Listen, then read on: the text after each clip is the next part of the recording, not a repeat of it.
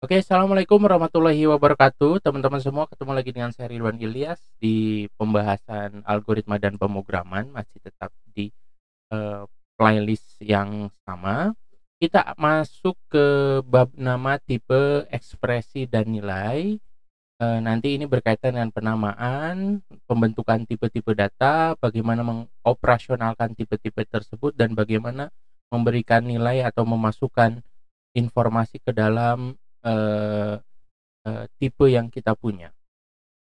Kita masuk ke bagian penamaan. Penamaan ini kenapa perlu dilakukan? Karena objek itu akan kita proses atau kita manipulasi. Dalam konteks pemrograman ataupun algoritma, memanipulasi itu konotasinya baik ya, maksudnya mengoperasionalkan gitu ya. Lalu objek ini diberi nama, kenapa? Agar lebih mudah diidentifikasi, dapat diacu, serta menjadi pembeda dengan objek yang lain. Dan setiap nama ini haruslah unik ya, karena nanti akan menjadi acuan dari proses yang ingin dijalankan.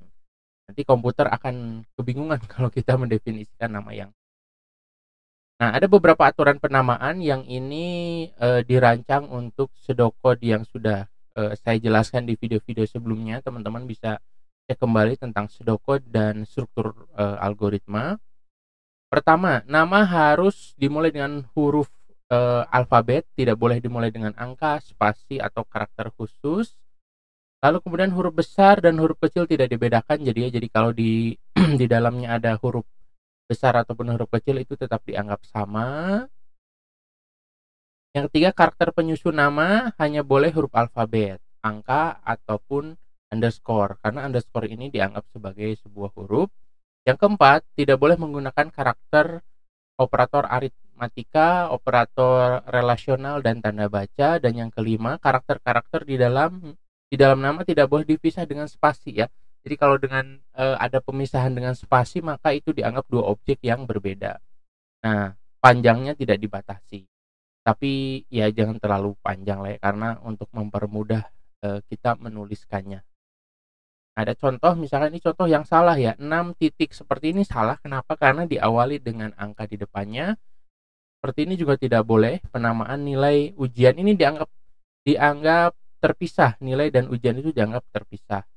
Yang ini nggak boleh karena ada tanda kurang di sini. Dan ini hari tanda seru juga nggak boleh karena ini menggunakan karakter khusus. Nah, ini kembali lagi menggunakan spasi ya, ini nggak boleh. Nah, yang benar seperti apa? Titik 6, boleh 6-nya di belakang. Nilai ujian bisa diganti dengan underscore atau nilai ujian disatukan secara langsung pun nggak masalah.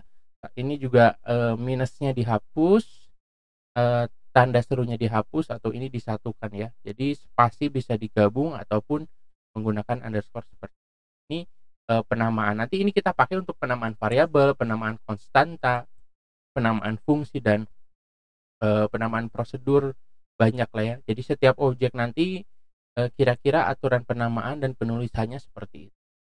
Oke, itu pemahaman kita bagaimana mendesain penamaan dari algoritma yang akan kita bangun, terutama dari pseudocode yang kita sepakati menjadi metode untuk menuliskan algoritma. Nanti pada pembahasan selanjutnya kita akan masuk ke tipe data.